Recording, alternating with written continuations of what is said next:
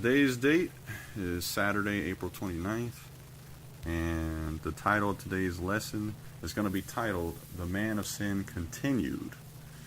Now, I want to make a statement here as a prerequisite. If you have not listened to another lesson on our YouTube channel titled The Day of the Lord and the Man of Sin, you are going to need to listen to that lesson, because some things that may be said in this actual lesson you may not understand fully, or you may get lost, but you will need to actually go and hear that lesson in its entirety so that you can then come to this lesson and fully understand it. So that's a prerequisite I just want to mention. But again, the title of today's lesson is called The Man of Sin Continued. So we're going to build upon some things that we actually started last week. Now, I didn't know that this was the route that the Most High was going to actually take me, but certainly we thank the Most High for His Word no matter what. We're going to go through some information that's historic today as well as some information that in general that just most people may not know in general. You may have heard it, but either way, someone is bound to not have known some of the information that will come forth. So with that in mind, we're going to go back to the book of 2 Thessalonians, and if you heard the lesson, The Day of the Lord and the Man of Sin, you'll know that that's where was the very first place that we went to. So we're going to go to 2 Thessalonians chapter 2, and we're going to read verses 1 and 2, and we're going to kind of review just a little bit from that lesson, The Day of the Lord and the Man of Sin, but not much, and then we're going to move forward. So again, 2 Thessalonians chapter 2, verses 1 and 2. Verse 1 says, "Now we beseech you, brethren, by the coming of our Lord Messiah, and by our gathering together unto him, that ye be not shaken soon in mind, or be troubled, neither by spirit, nor by word, nor by letter, as from us, as that the day of Christ is at hand." Now last week, we went into in the lesson there on the Day of the Lord and the Man of Sin, and we showed when the Day of the Lord would start, along with Jacob's trouble. So, just as a review, these things started when Jerusalem was ransacked back by the Romans in 70 AD, and also the Great Tribulation started at that time as well. Now, you can actually go to the book of Matthew, chapter 24, read the whole chapter in its entirety. You'll understand that the actual disciples are asking questions there as far as the temple, what will be the signs that it'll be destroyed, when will be the sign of, or what will be the signs of the Messiah's coming, and the signs of the end of the world. All those things are actually covered in that chapter, and it's very much encouraged that you go back and read it if you don't know it, all right? Also, of course, the tribulation is spoken of in Revelation. We talked about last week how many people may think that the tribulation is a 7-year period. That's a false prophecy. That's not even a true doctrine. We showed through the scriptures and the Day of the Lord and the Man of Sin how the tribulation actually began at the time when the Jerusalem was ransacked by the Romans in 70 AD. The tribulation was simply a result of that actually happening on that city. And again, you can refer back to that lesson, the Day of the Lord and the Man of Sin, in order to actually get more confirmation, scriptural reference about that. Also, when talking about the Day of the Lord, we mentioned how Jacob's trouble and the Day of the Lord are one and the same. You can go to the book of Jeremiah, chapter 30, verse 7, and it actually states that in its entirety. Also, you can go to the book of Zephaniah, chapter 1, verses 14 through 18, as well as Zephaniah, chapter 14, verses 1 and 2. This is very important because this information is pertinent for you to know before understanding the rest of what we're going to go forward with. Also, the book of Isaiah, chapter 2, verses 12 through 22, as well as the book of Joel, chapter 2, verse 11. Again, these are just all verses that will be good for you to know, talking about the Day of the Lord, showing how Jacob's trouble and the Day of the Lord are one and the same. And keep in mind that the Day of the Lord is mentioned in the prophets in various places and everything. And while there's a misconception that the Day of the Lord would happen during the time of when Israel was, or when Judah was actually went into captivity by the Babylonians. The fact of the matter is, the book of Zephaniah was written after the Babylonians had already taken Judah into exile. So the day of the Lord, we know, is something that happens after both Israel and Judah have already been taken captive by the Assyrians for the northern tribe, Israel's, and then the Babylonians for the southern kingdom, Judah. So just want to state that all, and like I said, you can refer to that lesson that I mentioned before for confirmation on those things, right? Also, we talked about how it's at the end of the day of the Lord when the sun, the moon, and the stars won't give their light anymore. Now, mention this because at different parts of the scriptures, when you're actually hearing about the day of the Lord, there's different information that's brought forth about different things that happen during the day of the Lord.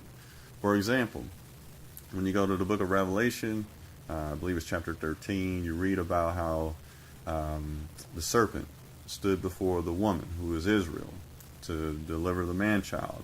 The Bible says in Revelation 13 that he stood there in order to devour the man-child when the man-child came forth. It states that when he could not get the man-child, which we know is the Messiah, he then went after Israel.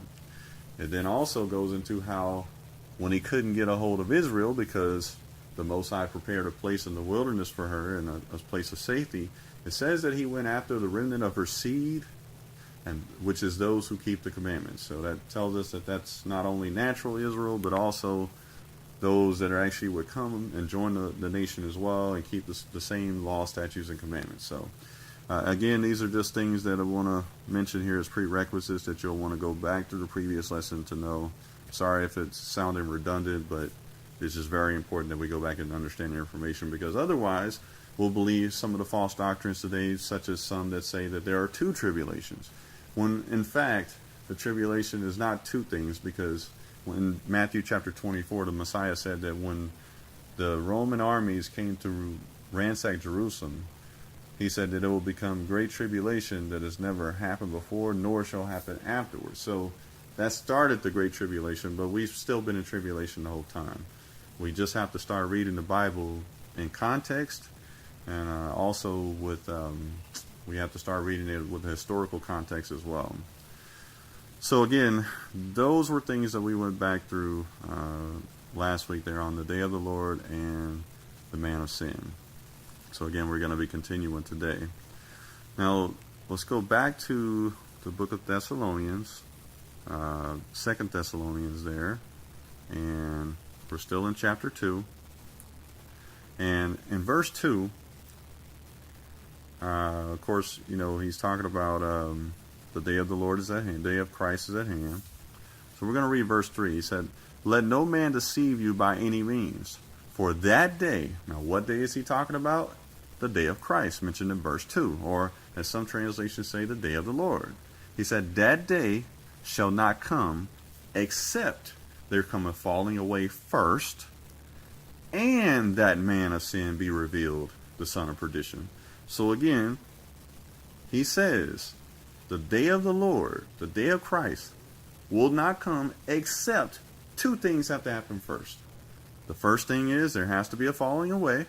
So that also dispels a false doctrine where a lot of people, believers, think that the falling away is happening just started happening during this time. No, it started then. Also, though, he said the man of sin must be revealed. So all these are things that he stated there, Paul stated here in 2 Thessalonians chapter 2, verse 3, would have to happen before the day of Christ comes. Before. Now that's very important to keep in mind, because here's the thing. We talked about last week how this man of sin is actually the papacy. All right? And again, I want to make a disclaimer. If there's anyone Catholic that's listening to this on YouTube, this is not meant to be an offense. This is just something where we're simply trying to bring out truth for truth's sake. Certainly you can go and research all the information that will come forth and come to your own conclusions. But he said the man of sin had to come first before the day of Christ, before the day of the Lord, and the falling away had to start happening first. So those things let us know something. So here's the thing: if the man of sin has to come before the day of the Lord, then we have to go back now and actually see what actually started before the day of the Lord. And we know, according to the book of Jeremiah and Zephaniah, the day of the Lord starts when actually the armies come and actually come against Jerusalem. All right. Again, we proved that in the last lesson. So we talked about last week as well how the papacy itself started in 67 A.D. Now, it started with Pope Linus. Now, I know last week I said that it was Anacletus. Apparently, there's some disagreement among the Catholic Church as well, and different other factions that say, well, you had Anacletus, who was the first pope, and then some say it was Linus. Well, when you go in the line of succession, it actually is Linus, who was the very first one. The thing is that there are some that say that they were not called popes until the year 548 A.D. So just kind of keep that in mind. But they were all called bishops, the Bishop of Rome. And if you know anything about the papacy, the Pope is also called the Bishop of Rome today, still. So I just want to make sure that we understand that, okay? Again, this started in 67 A.D. This was before 70 A.D. when the day of the Lord began. This is also before Jacob's trouble began. And remember, Jacob's trouble, the day of the Lord, are one and the same according to Jeremiah chapter 30. This is also before the tribulation began. So this means that, these things started to happen before the day of the Lord came. All right. Now, again, it doesn't mean necessarily that a particular pope in and of themselves are evil, but the papacy itself is Antichrist. So, again, this is just kind of disclaimers and prerequisite information that was brought out last week. And if you go through that lesson, the day of the Lord and the man of sin, you'll see what I mean, along with the scriptural references. So we're going to go back to 2 Thessalonians chapter 2, and we're just going to read verse 4, because verse 4 gives us some clues about this man of sin. It says, who opposeth and exalteth himself above all that is called God, or that is worshipped, so that he, as God, sitteth in the temple of God, showing himself that he is God. So, when we look at that scripture there, we see that this man of sin, this Antichrist, would actually elevate himself above the Most High, right? And position himself to be as if he is the Most High, or referred to as the Most High. Now, with that in mind, I want to read you some information about the Pope itself. Now, the word Pope itself comes from the Latin word papa, or in the Greek word papas, and it simply means father. Now, if anyone is listening to that right now, they already know there's a scripture where the Messiah told us you shouldn't call any man father, right? So that's a clue right there, okay? The word Pope itself means father. It's also known as the pontiff. He's also called the Bishop of Rome. He's the ex officio, or the head or leader of the worldwide Catholic Church. The primacy of the Pope is largely derived from his role as the transitional successor to Peter, to whom the Messiah had supposedly given the keys of heaven and the powers of binding and loosing, naming him as the rock upon which the church will be built. The Pope himself says that he continues in this fashion. Okay? So, the office of the Pope is called the papacy. All right? His ecclesiastical jurisdiction is in what's called Rome or Vatican City. All right? And again, the Pope, they fancy themselves as being the successor to Peter. All right? It's one of the most enduring institutions in the world and has been a prominent part in world history. Popes who originally had no temporal powers accrued wider powers similar to those of temporal rulers later. In recent years, they were gradually forced to give up their temporal power and authority, but is to be exclusively related to religion. But as we're going to bring out some things here later, we're going to see that that's actually not all that's actually being done today. So that's just kind of like a little information here regarding the Pope. Now, I want to also read something called the primacy of the Pope. All right. Papal primacy, also known as the primacy of the Bishop of Rome, is an ecclesiastical doctrine concerning the respect and authority that they say is due to the Pope from other bishops and other sees or other people. All right? So, bear with me just a moment there. The Catholic Church attributes the primacy of the Pope full, supreme, and universal to have power over the whole church, a power which is supposed to be unhindered, and that's supposed to also be united with other bishops that's supposed to work with the Pope. All right? Now, that's what they say. All right? Also, well, I'll get some other information on that here in a little bit. All right? Now, I'm going to read a little bit about his temporal power. His temporal power, the temporal power of the Pope, refers to the political and secular government activity of the popes in the Roman Catholic Church, and that's supposed to be distinguished from their spiritual and pastoral activity. All right. Now, someone may be saying, well, that was actually abolished by Napoleon, who dissolved the Papal States, right? But it was restored in the year 1815 by the Congress of Vienna. So whatever powers we think were taken away from the papacy, they've gotten back since 1815. All right. He's also called the Vicar of Christ. Now, Vicar of Christ is a term that's used in different ways and has some different theological connotations, all right? But vicar itself is supposed to mean that he represents the earthly representative of the Most High God or the Messiah. And it's supposed to be used in the sense of a person that's acting in the place of the real person. Now, let's think about that for a second, right?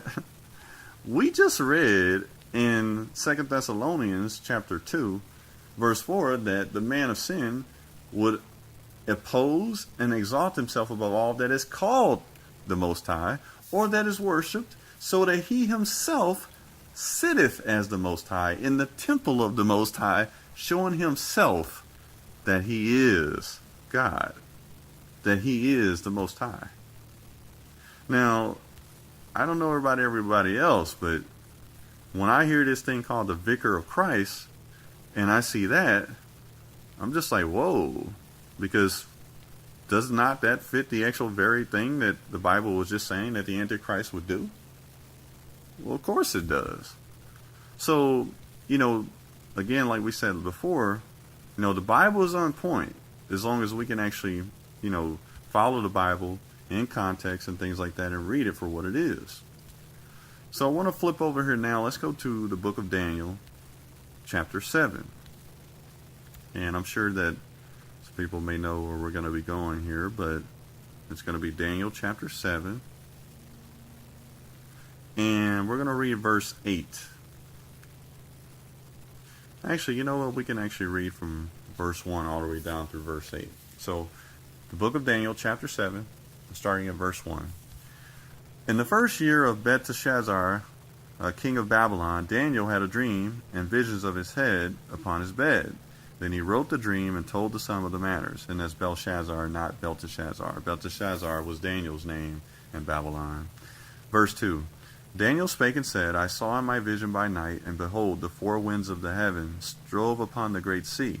And four great beasts came up from the sea, diverse from one another. The first was like a lion, and had eagle's wings. I beheld till the wings thereof were plucked, and it was lifted up from the earth, and made stand upon the feet as a man, and a man's heart was given to it. Verse 5. And behold, another beast, a second, like to a bear, and it raised up itself on one side, and it had 3 ribs in his mouth, between his teeth of it. And they said thus unto it, Arise, devour much flesh. After this I beheld, and lo, another, like a leopard, which had upon the back of it 4 wings of a fowl. The beast had also 4 heads, and dominion was given to it. After this I saw in the night visions, and behold, a 4th beast, dreadful and terrible, and strong exceedingly, and it had great iron teeth. It devoured and brake in pieces, and stamped the residue with the feet of it. And it was diverse from all the beasts that were before it, and it had 10 horns. I considered the horns, and behold, there came up among them another little horn, before whom there were 3 of the first horns plucked up by the roots. And behold, in this horn were eyes like the eyes of a man, and a mouth speaking great things. Now, I don't know how many people have heard the lesson that I gave a while back talking about these beasts and talking about who they are, but we will have another lesson that's coming up very soon, where we're going to go back into that again because we didn't get a chance to record that lesson on YouTube. But these 4 beasts are simple. Verse 4, when it talks about the lion, that's actually the Babylonian kingdom. The leopard, the bear, with the actual teeth, with his teeth and the 3 ribs in his mouth, is talking about the Medo-Persian Empire. The leopard is actually talking about the Macedonian or the Grecian Empire.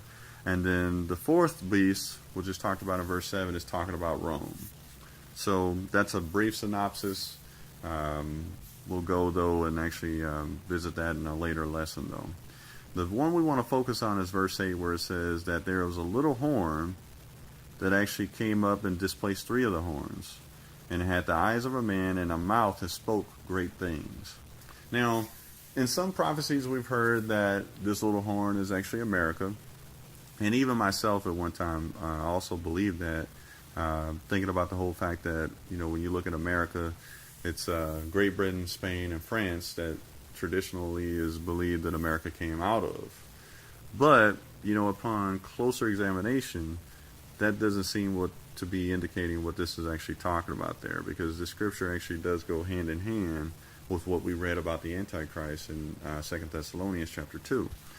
But we're going to skip on down to we'll just read on down. Verse 9 says, I beheld till the thrones were cast down, and the Ancient of Days did sit, whose garment was white as snow, and the hair of his head like the pure wool. His throne was like the fiery flame, and his wheels as burning fire.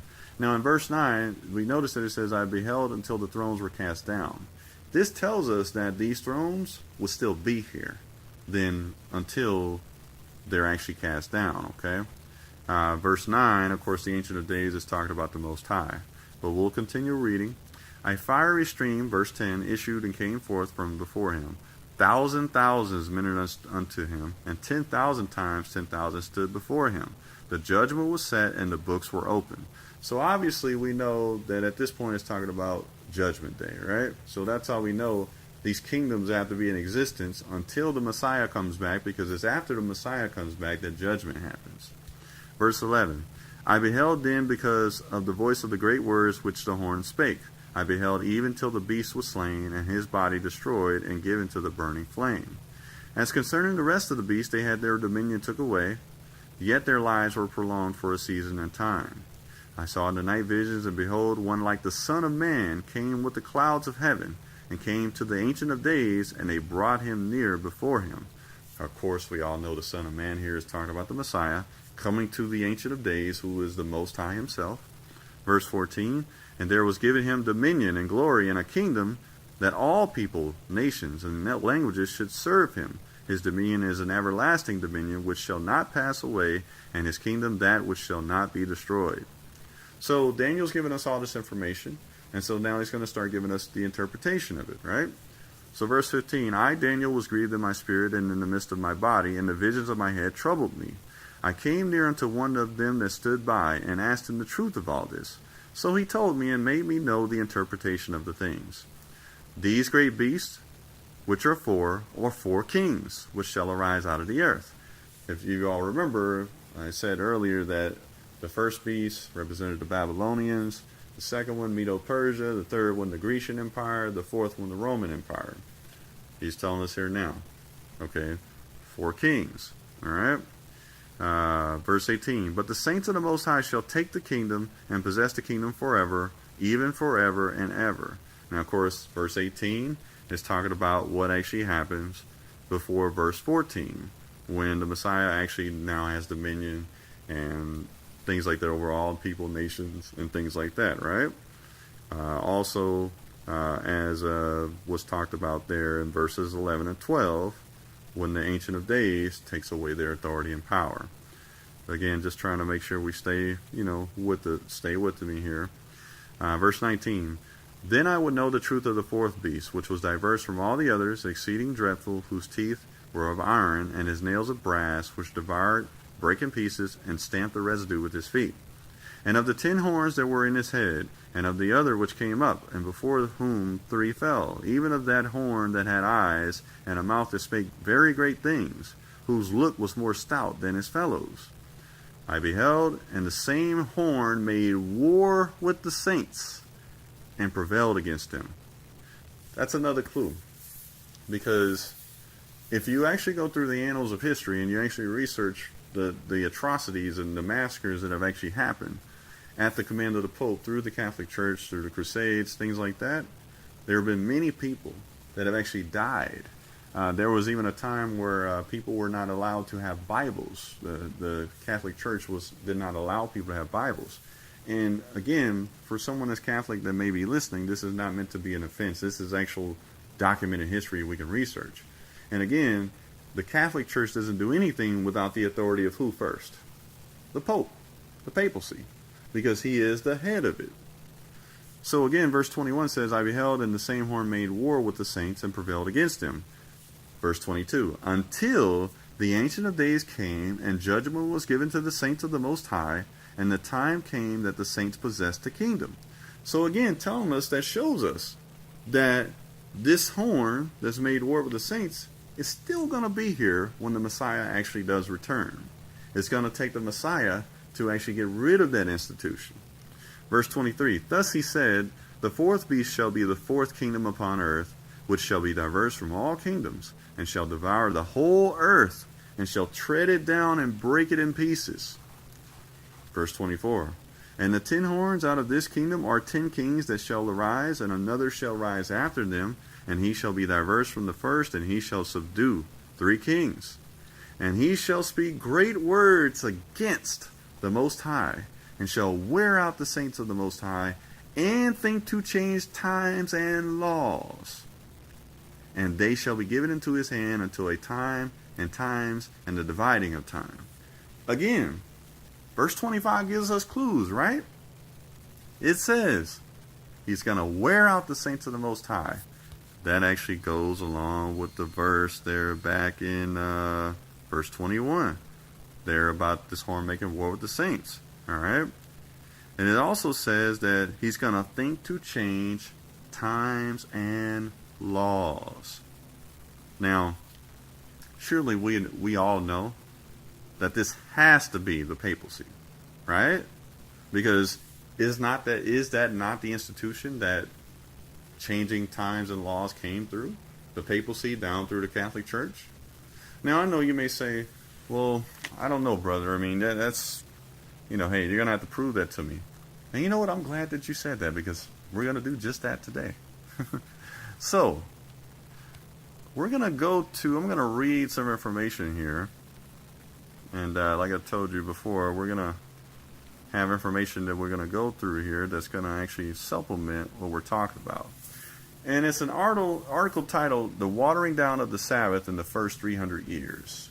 All right, now I'll be happy to those on the conference call, send a link here at the end of the lesson here, so you can go back and review these things for yourself as well. So, pay very close attention, everyone, to what I'm about to read. It says, the Christians during the apostolic era from about 35 AD to 100 AD kept the Sabbath on the designated 7th day of the week. For the first 300 years of the Christian history, when the Roman emperors regarded themselves as gods, Christianity became an illegal religion, and God's people were scattered abroad.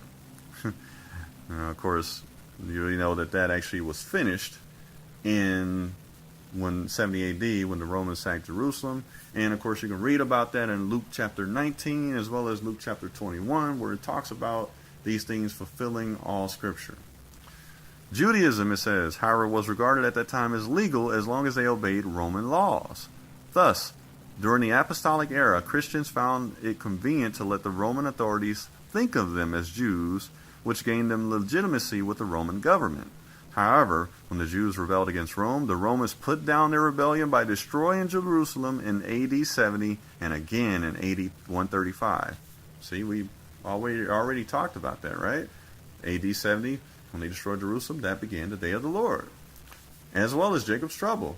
And the tribulation was a result of what they were experiencing because of that invasion. It continues on. Obviously, the Roman government's suppression of the Jews made it increasingly uncomfortable for Christians to be thought of as Jews. At that time, Sunday was the rest day of the Roman Empire, whose religion was Mithraism, a form of sun worship. Look at that. Since Sabbath observance is visible to others, some Christians in the early 2nd century sought to distance themselves from Judaism by observing a different day, thus blending into the society around them. Now, trust me, we're going to get on, though. There's some other information coming here, okay? During the empire-wide Christian persecutions under Nero, Maximin, Diocletian, and Galerius, during that time, Sabbath-keeping Christians were hunted down, tortured, and for sport, killed, and also used in the Colosseum. Now, when Emperor Constantine, who was a sun worshiper, came to power in AD 313, he legalized Christianity and made the first Sunday-keeping law. His infamous Sunday enforcement law of March the 7th of AD 321 reads as follows, quote, "On the venerable day of the sun, let the magistrates and people residing in the cities rest, and let all workshops be closed." End quote. The Sunday law was originally confirmed by the Roman papacy. Let me read that again, just in case we didn't hear that. The Sunday law was officially confirmed by the Roman papacy. The Council of Laodicea in AD 364 decreed, quote, "Christians shall not Judaize and be idle on Saturday, but shall work on that day. But the Lord's day they shall especially honor, and as being Christians, shall, if possible, do not work on that day. If, however, they are found Judaizing, they shall be shut out from Christ." End quote. So again, we just read in Daniel how it says that he should think to change times and laws.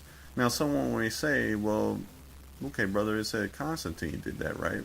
But here's the thing, what we don't understand is that Constantine also, when he was in power, did crown himself Bishop of Rome. Did anyone know about that? Remember, the Bishop of Rome is always the Pope. Constantine, in effect, made himself also co-regent Pope at the same time that the current Pope at that time was actually in power. And let me ask, does anyone know who the current Pope at that time was? His name was Pope Sylvester. He was the one that was in power at that time. All right? So again, it says there that the Sunday law was officially confirmed by the Roman papacy, fulfilling what it talks about in Daniel, when Daniel says that this little horn, this one, would think to change times and laws. All right? We're going to continue. Cardinal Gibbons in Faith in Our Fathers, this 92nd edition, page 89, freely admits, quote, "You may read the Bible from Genesis to Revelation, and you will not find a single line authorizing the sanctification of Sunday. The Scriptures enforce the religious observance of Saturday, a day which we, the Catholic Church, never sanctify." End quote. Now again, this lesson is not about the Sabbath. But we're going here to show the fact that it was under the Roman papacy that the actual Catholic Church sanctioned this thing happen. It was sanctioned, it was officially confirmed by the papacy itself, and therefore anything that the papacy sets out to do, the Catholic Church is also going to follow, since the papacy is the head of the Catholic Church. All right? Also, the Catholic Church claims that the change from Saturday to Sunday was her act, and the act is a mark of her ecclesiastical authority in religious things. Think of that now. Listen to that, okay? It's also been recorded the Catholic Church on record has been quoted as saying, "Sunday is our mark of authority. The church is above the Bible." Oh, did you guys hear that? They said that the church is above the Bible. They're not talking about the body of Christ. They're talking about the Catholic Church. And they said this transference of the Sabbath observance is proof of the fact that the Catholic Church is above the Bible. Again, you may say, well, brother, why are you talking so much about the Catholic Church? Again, this is not a knock on the Catholic Church. This is simply information that anyone, whether they be Catholic or not, can go back and research. All right? The point is, the Catholic Church cannot do anything without it being sanctioned by the papacy itself first. So by definition, if the Catholic Church says Sunday is the mark of its authority, that is by definition the mark of the authority of the papacy. So, we read there how in the book of Daniel, how it says, he shall speak great words against the Most High, and wear out the saints of the Most High, think to change times and laws. Well, listen to what Adam Clarke wrote about this. Okay, now Adam Clarke, in case you don't know, he is a biblical commentary person, and I myself don't really get into commentaries a lot, but I find it interesting what he quotes, what he actually says here. Okay, so he said, he shall speak as if he were God. And then he starts quoting Jerome, who is someone that's known back in the annals of history as well. He helped with the formation of the Latin Vulgate, I believe, and different things. But Jerome was supposed to be one of the early fathers of the church. All right. Adam Clarke states, to none can this apply so well or so fully as to the popes of Rome. When it talks about Daniel, the book of Daniel talked about this little horn shall speak great words against the Most High and change times and laws. To continue on what Adam Clarke said, he said, they have assumed infallibility which belongs only to God. They profess to forgive sins, which again belongs only to God. They profess to open and shut heaven, which again only belongs to God. They profess to be higher than all the kings of the earth, which belongs only to God, he says. And they go beyond God in pretending to loose whole nations from their oath of allegiance to their kings, when such kings do not please them. And they themselves go against God when they give indulgences to sin. When he talks about wearing out the saints of the Most High, how did they do this? Adam Clarke continues. By wars, crusades, massacres, inquisitions, and persecutions of all kinds. Yes, this is what would happen under the papacy through the Catholic Church. This is why at one time they were burning people at the stakes if they were found to have Bibles. Yes, you heard me right. I said they were burning people at the stakes if they were found to have Bibles. Now let me ask y'all something. Why would someone that stands for the Messiah, that stands for the Most High, be against you having a copy of His Word? Well, there must be some kind of deception there involved, which would actually force them to actually want to do something like that. All right? So here's the thing. It says, what in this way have they not done against all those who have protested against their innovations and refused to submit to their idolatrous worship? Witness the exterminating crusades that were published against the Waldeans and the Albigenes. Witness John Huss and Jerome of Prague. Witness the Smithfield fires that happened in England. Witness God and man against this bloody, persecuting, ruthless, and impure church. Again, that's what Adam Clarke stated, okay? And when you think about changing times and laws, not only the Sabbath, but also by appointing fast and feast. Let me give you an example. Anyone heard of the 40 days of Lent? Do you guys know that that's something that's a papacy/Catholic institution, right? Actually, you can go back and read back in the book of Jeremiah about how that actually was being done before the papacy even sanctioned it, when they were doing the 40 days weeping for Tammuz. Again, you don't have to take my word for it. Just go look it up.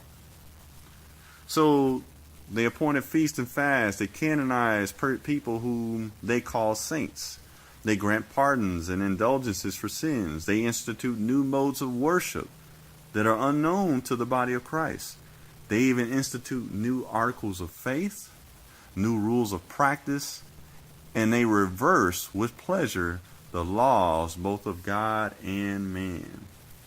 Now, this is what Adam Clarke said. And the things that he said, you can actually go back and read it. You can read it actually in Clarke's Commentary on the Bible, Volume 4, page 594. So, these are just some of the things we see, because Daniel actually gave us clues about this man, right? So, again, who is it that this actually fits? Alright? I'm going to read something else here, okay? That's from Thomas Enright, who's a president at the Redemptorist College in Kansas City, Missouri. He stated this on February 18th of 1884. He said, quote, "Prove to me from the Bible alone that I am bound to keep Sunday holy. There is no such law in the Bible. It is a law of the Catholic Church alone. The Catholic Church says, by my divine power I abolish the Sabbath day and command you to keep holy the first day of the week. And lo, the entire civilized world bows down in reverent obedience to the command of the Holy Catholic Church," end quote. And again, who does the Catholic Church get their edicts from, or their laws from? The Pope. Even another statement, the Pope has power to change times, to abrogate laws, and to dispense with all things, even the precepts of Christ. Did y'all hear that? Let me read that again. They state the Pope has power to change times, to abrogate laws, and to dispense with all things, even the precepts of Christ. The Pope has authority and has often exercised it to dispense, and then they say, with the command of Christ. That's in something called the Decretal. All right? Again, I'm going to send out the website where you can read this and see it for yourself. All right? So again, we see that Rome, or Vatican City, which is where the papacy rules at, right? And through his arm, the Catholic Church, they changed the Sabbath from Saturday to Sunday, or I'm going to say from the 6th day to the 7th day, all right? Because, as y'all know, I mean, here's the thing, when you look at the calendar, the actual numbered days may not match with the actual named days, but that's another lesson for another time. My point is that I want to make sure everyone sees that this thing, change of times and laws, this happened through the papacy and was sanctioned. But I'll give you more information too. In AD 325, Pope Sylvester officially named Sunday the Lord's Day. And in AD 338, Eusebius, the court bishop of Constantine, wrote, quote, "All things whatsoever that was the duty to do on the Sabbath, the 7th day of the week, we, Constantine, Eusebius, and other bishops, the Pope, have transferred to the Lord's Day, the first day of the week, as more appropriately belonging to it." So now, if someone says to you, if you tell someone that it was the Pope that Daniel was talking about when he talks about this guy thinking to change times and laws, and someone says to you, no, that's not true, and everything, well, yes, you can tell them something that they can actually go back and research on their own, because they can actually look up about Pope Sylvester saying this in AD 325. All right? This is something they can actually look up for themselves. That's historical proof. Now, this same institution is also called the second beast in Revelation. All right? Or the false prophet. All right? Now, we're going to go to Revelation chapter 13 here. And the whole thing is that, last week I know we talked about the man of sin, but I wanted to give more information about the man of sin today, historical references and everything, so that we can actually go back and look those things up. All right? Because, again, it's one thing to just say it and everything, but it's another thing then to come with information that you can actually verify historically to see that it is indeed talking about the papacy, because he's the one that the actual charge came through to actually change times and laws.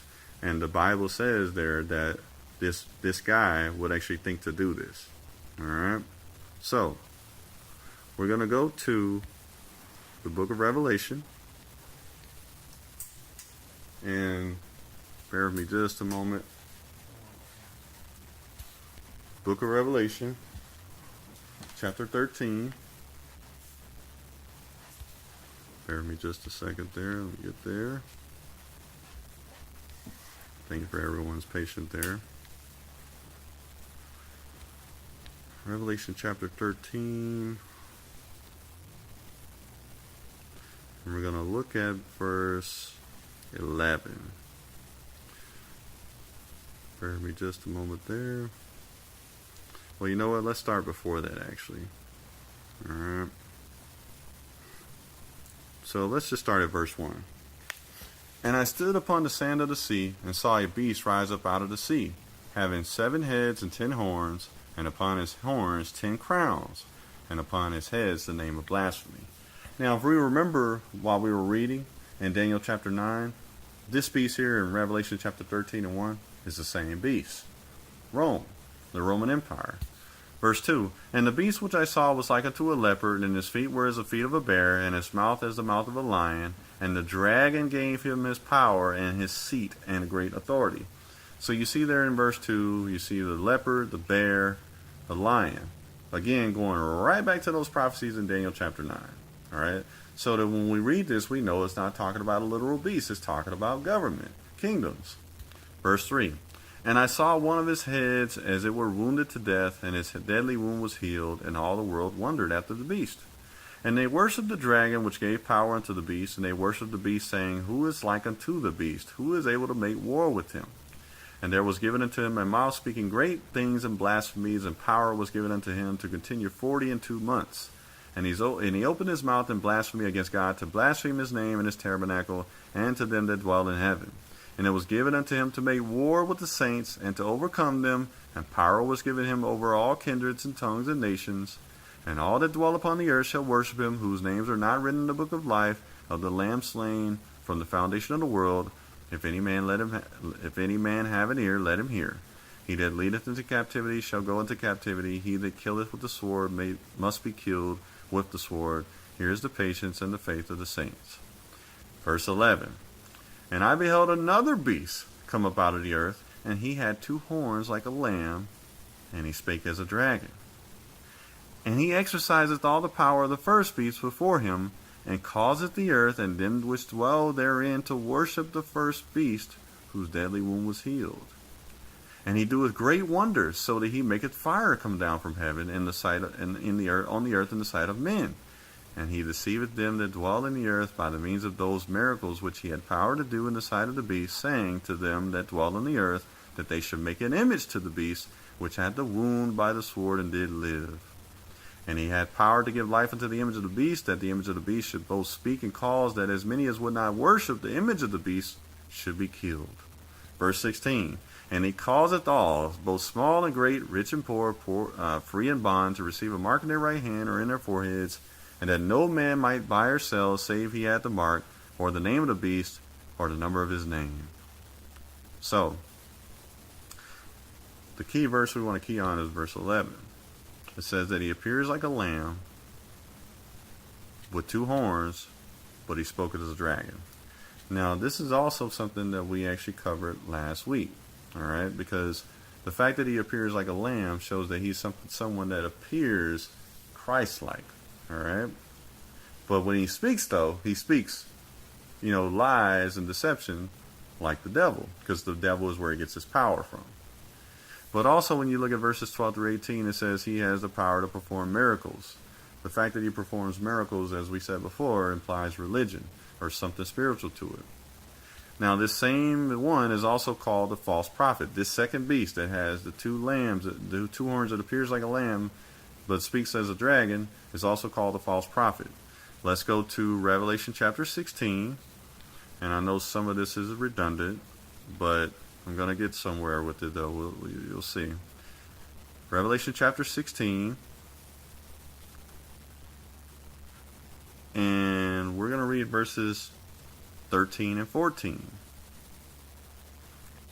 So verse 13 of Revelation chapter 16, it says, And I saw 3 unclean spirits like frogs come out of the mouth of the dragon, and out of the mouth of the beast, and out of the mouth of the false prophet.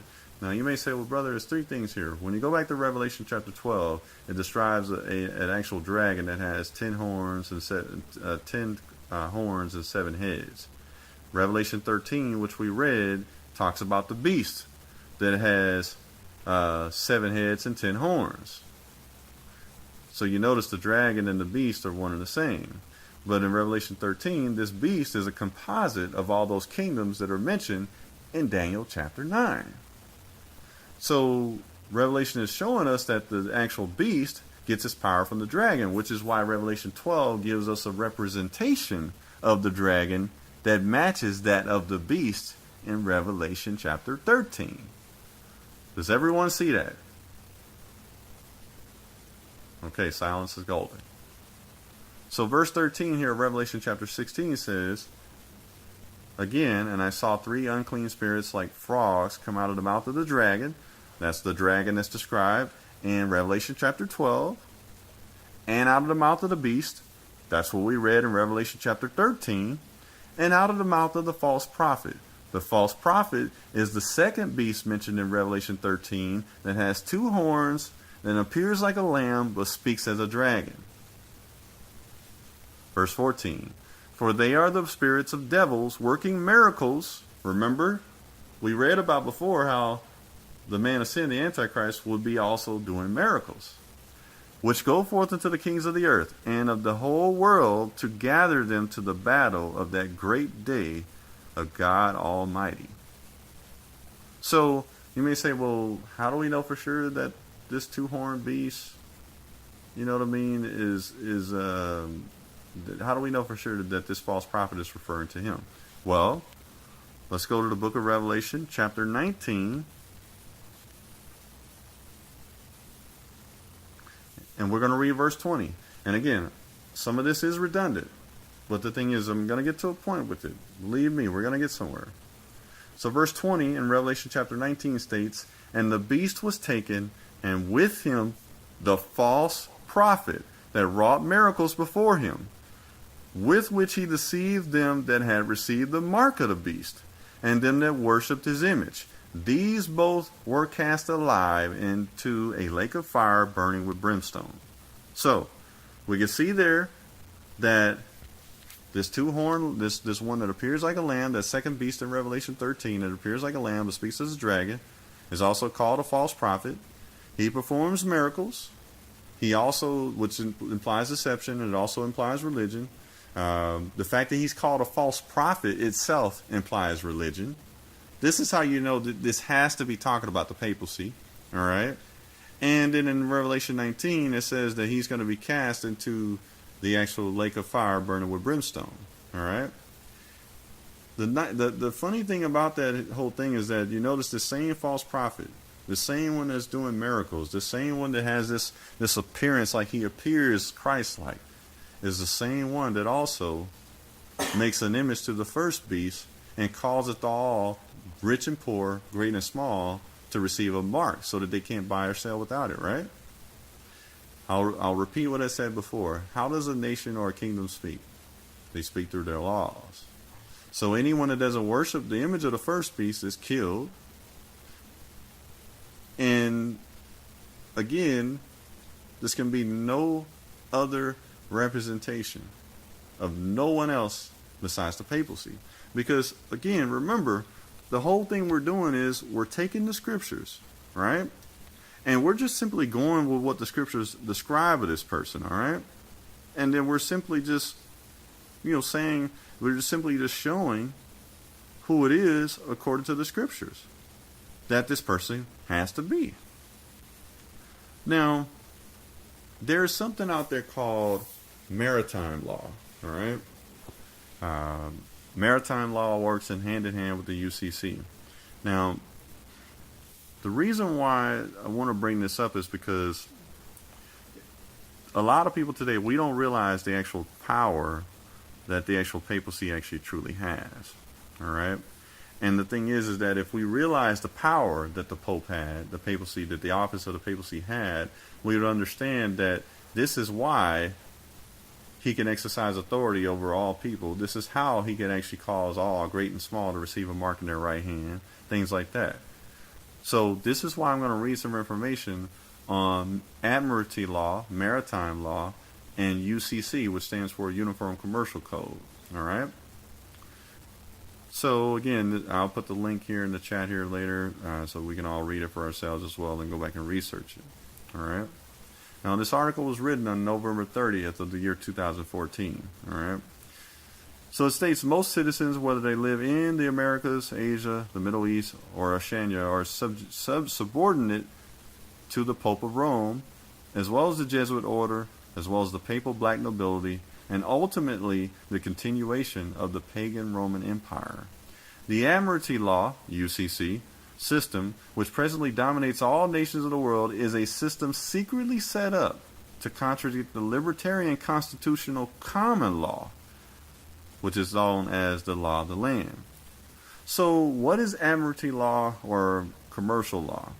You know, it stands for the law of the seas. I don't know for anyone that didn't know that, all right? It's actually based upon Vatican canon law. Now, again, who's the head of the Vatican? The papacy. So how is it that you have a code of ethics, if you will, that govern business all over the world that is actually based from Vatican canon law? See, I know we thought that the Pope was just a religious figure, right? But we just read in Revelation, though, it says he has so great of authority that he even causes those poor and rich, great and small, to receive a mark in their right hand and to worship the image of the first beast. Now, I'll remind you, when we read in Revelation 13 about the first beast, that first beast was a composite of the beasts that were described in Daniel chapter 9. Remember? And didn't Daniel chapter 9, didn't Daniel give the interpretation that this actual beast, those four beasts are four kingdoms? So what does that tell us? That tells us that the false prophet, i.e. the Pope, the Antichrist, will be working hand in hand with the governments of the world. Is that not right? How else can he exert his power and authority over rich and poor, great and small? How else can he actually cause all to get a mark in their right hand so that they can't buy or sell without it? See, these are questions we have to ask ourselves. But because we're ignorant of the powers of the papacy, a lot of times this is why you have some of our brothers and sisters that are sincere in the faith that are actually waiting for an Antichrist to come upon the scene. It's because we simply don't know a lot of information that's out there. So again, Admiralty Law, Maritime Law, Uniform Commercial Code is based upon Vatican canon law and perfected by the Roman Empire. Oh, just so we didn't know, Adam Weishaupt, the one who started the Illuminati in 1776, the founder also of the Bavarian Illuminati.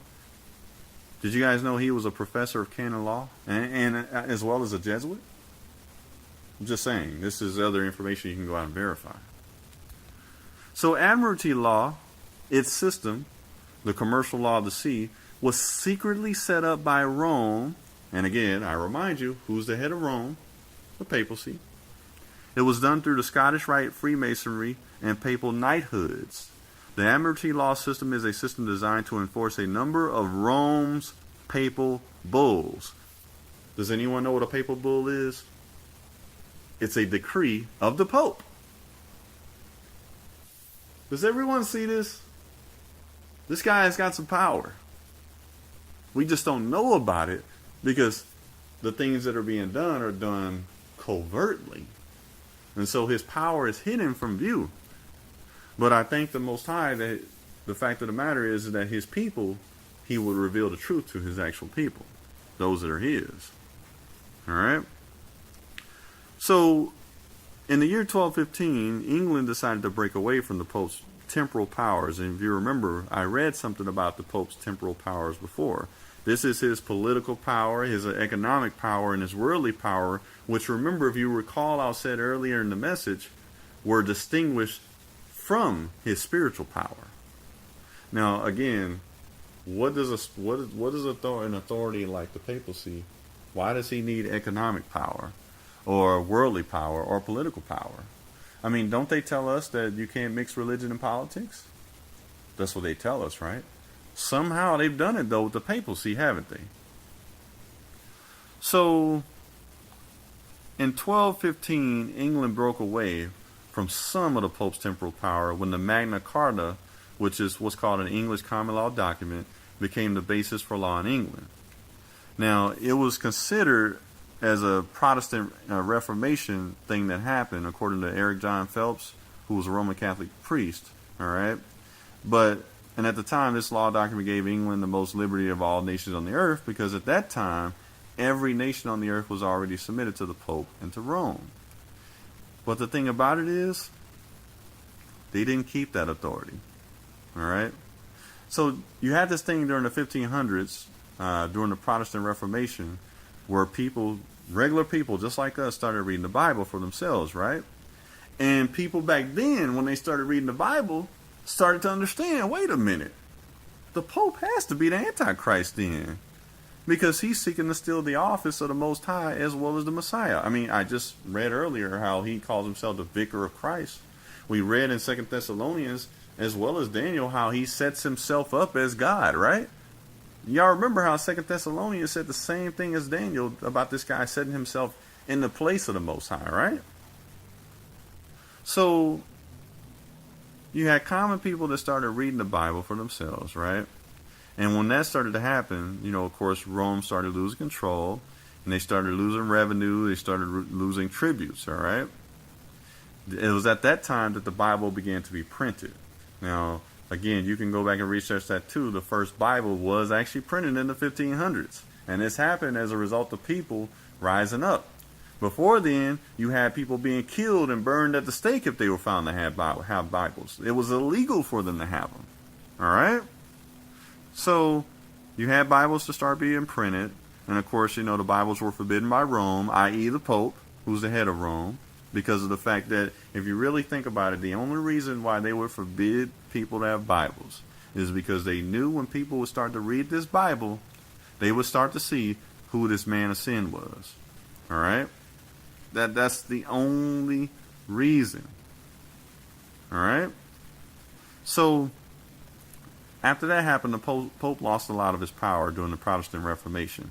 Now, you may say, what's the Protestant Reformation? That's a long history. That's how you have Protestants today, because they're protesting the Catholic Church. That's where the word comes from. So the Protestant Reformation was supposed to be a time when those who were realizing that the papacy is the Antichrist were actually supposedly reforming the church. That's why they're called Protestants, because they were protesting what the Catholic Church was doing. All right? So during the Protestant Reformation, a lot of the Jesuits began using Scottish Rite Freemasonry and papal knighthoods to secretly install admiralty law upon the nations of the world. All right, by doing this, they would actually regain the Pope's temporal power. But remember, his temporal power is supposed to be his political, his economic, and his powers that are outside of spiritual. All right, when this happened, when the Jesuits started actually reviving the Knights Templars and the Spanish Illuminati, using the Scottish Rite Freemasonry to install an admiralty law again upon the nations, this became known as something called Counter-Reformation. Again, you're gonna probably have to actually listen to this lesson multiple times, because there's a lot of terms in it that you'll want to research. Counter-Reformation consisted of the Jesuits secretly using secret societies to infiltrate and subvert the Protestant churches, and also to cause the Pope to regain temporal power again. Now, of course, we know that they were successful. We know that there is a ruling elite today. We know that when you do the research, that the Catholic Church is the richest institution on the planet. They're so rich that their books are exempt from being audited by any institution like the IRS or Treasury. Their books are off limits. All right. There's only one other entity like that, which is a family called the Rothschilds, and the Rothschilds themselves are actually paid tribute to the papacy. All right. So again, I know this is a lot of information, okay, but just hang with me. We don't have much longer to go, okay? So now, most nations, every nation again now is submitted to the Jesuit order and the Pope through the admiralty law system, which was secretly set up again by the Jesuits through secret societies and such. All right.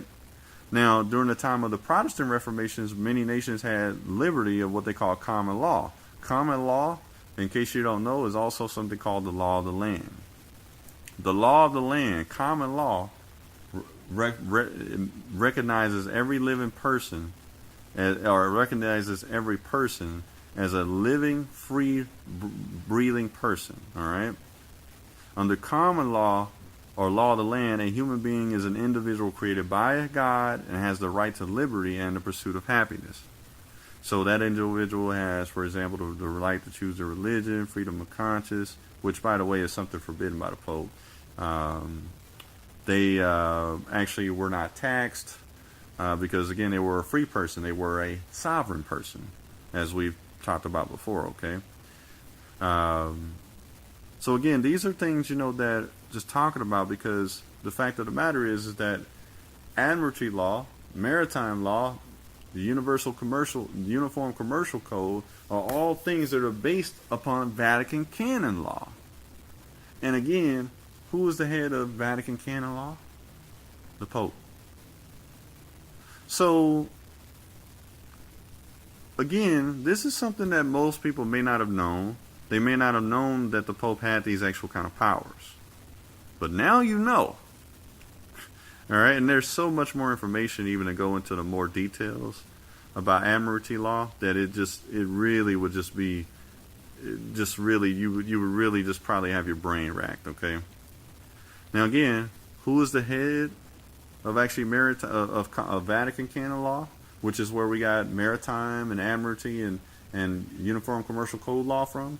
Oh, and by the way, these laws regulate how companies do businesses, not just in the United States, but worldwide. And it's all subject to the papacy. Now let your mind think upon that for a second, right? Think about that for a second. All that is subject to him because it's based on Roman canon law. And again, as I stated before, who's the head of Roman canon law? Well, I'm glad you asked, because I'm going to read it for you. And this actually comes from the actual book, which you can actually read online, called Vatican Canon Law. It's in Article 1, titled The Roman Pontiff. Oh, and by the way, in case you didn't know, the Roman Pontiff is simply another name for the Pope. It states, the Bishop of the Roman Church, in whom continues the office given by the Lord uniquely to Peter, the first of the apostles, and to be transmitted to his successors, is the head of the College of Bishops. He's the Vicar of Christ, and he's the pastor of the universal church on earth. By virtue of his office, he possesses supreme, full, and immediate universal power in the church. And he is able to exercise this freedom freely. He obtains full and supreme power in the church by his acceptance of legitimate election, together with episcopal consecration. Therefore, a person elected to the supreme pontificate who is marked with episcopal character obtains this power from the moment of acceptance. If it happens that the Roman pontiff resigns his office, it is required for validity that the resignation is made freely and properly manifested, but not accepted by just anyone. By virtue of his office, he possesses power over the universal church. He obtains the primacy of ordinary power over particular churches and groups of them. And his power is immediate and is entrusted to his care. In fulfilling the office of a pastor, of a supreme pastor they call him, of the church, the Roman pontiff is always joined in communion with other bishops with the universal church. But nevertheless, he has the right, according to the needs of the church, to determine the manner, whether personal or collegial, of exercising his office. They also state in Vatican canon law that no appeal or recourse is permitted against a sentence or a decree of the Roman pontiff. Now again, this is the one we're talking about as the head of Roman canon law, which is what came about how we got Uniform Commercial Code, maritime law, which governs how banks do business, how every business on the planet does business. How many people knew the Pope had this much kind of power? But you know what? It doesn't even stop there. Did anyone know that it was actually through papal bulls that were issued by the Pope that actually that the Arab slave trade and the and the transatlantic slave trade happened? See, that's another thing that's also interesting, because you have a papal bull called Romanus Pontifex, which just simply stands for the Roman Pontiff. And this was a papal bull written in 1454 by Pope Nicholas V to King Alfonso V of Portugal. As a follow-up to it, you had Dom Diversus. And anyone that was actually part of one of the other churches we were part of know that this was talked about. All right? These actual papal bulls were what actually led to actually slavery and everything, beginning with the Arab slave trade and the transatlantic slave trade. They also led to what was called colonialism. Y'all know that thing where people start going into, they start going to different nations and colonizing it and everything. Yeah, these papal bulls led to that. Whoever on the line, can you mute your phone, please? We hear some feedback. So again, all these are things that actually came through the line of the papacy. And again, I know we've said kind of a lot of terms, but my hope is that we'll actually go back and we'll actually look over these things to do even more research on it, okay? Because the thing is that when we talk about the man of sin, we talk about what he does, we talk about the power that he has, because remember, he has the power to cause all, great and small, to receive a mark in their right hand. He performs miracles. He sits himself as God in the place of the Most High. Who else on the earth could this actual description fit? And finally, I'll read something else here, because the thing is that we all know that the papacy operates from Vatican City, which is in Rome. Rome is known as the city that sits on seven hills. All right. When you actually start doing the research, and when we talk about that beast in Revelation 13, his seven heads, it tells us when it translates that for us in Revelation that those are seven mountains on which the woman sits. The woman itself is actually Babylon the Great, the whore of Babylon. Okay. The papacy is simply the false prophet that actually comes through Babylon. But I don't want to get off topic there, because the thing is we're going to talk about Babylon in another lesson. But the thing is that what you need to know is that the papacy and everything like that rules in Vatican City, which is actually in Rome, which is actually that actual city that Revelations 17 and 18 talk about. All right. It's also that woman. That woman is called that city. All right. And now you can see how this woman and everything like that, Babylon, the whore of Babylon, could actually ride on the beast, as it says in Revelation, which means that she's actually being sustained by the beast, because of the fact you can look at the powers that the one that rules the woman has, the papacy.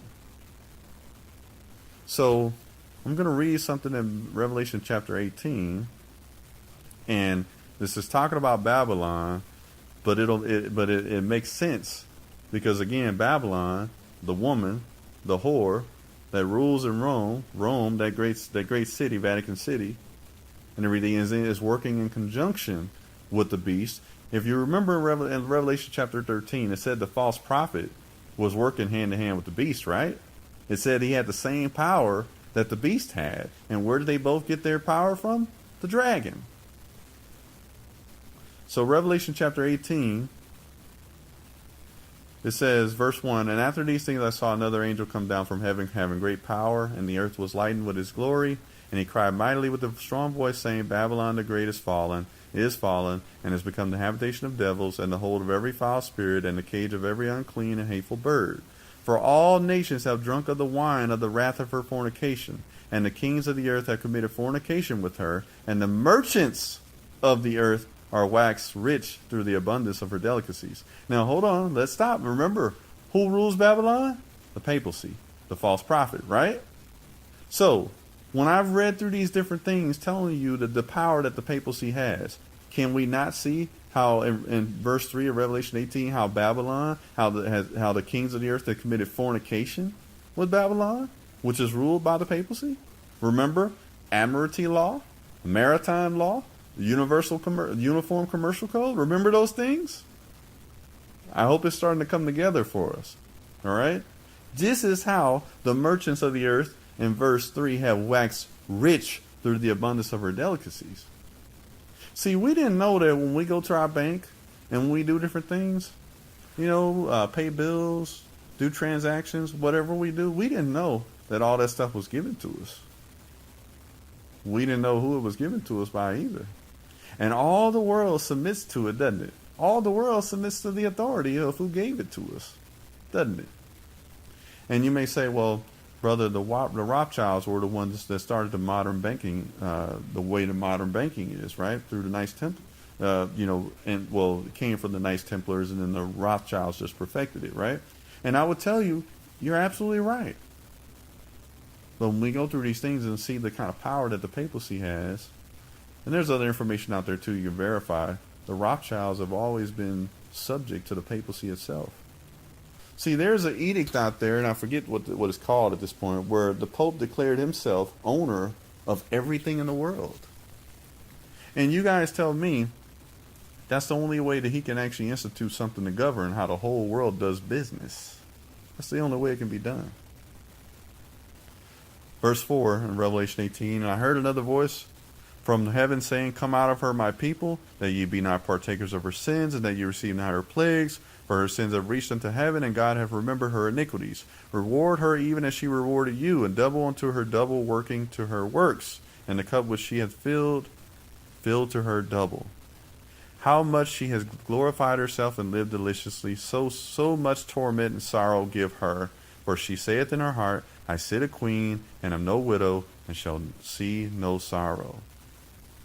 Let's skip to verse 9. And the kings of the earth who have committed fornication and lived deliciously with her shall bewail her and lament for her when they shall see the smoke of her burning. Now, why would the kings of the earth actually do that when they see Babylon burning? Now, I know someone may be saying, brother, I thought we was talking about the man of sin. We are, but the thing is that I hope I've been able to demonstrate that the man of sin is who's actually ruling over Babylon, the great city.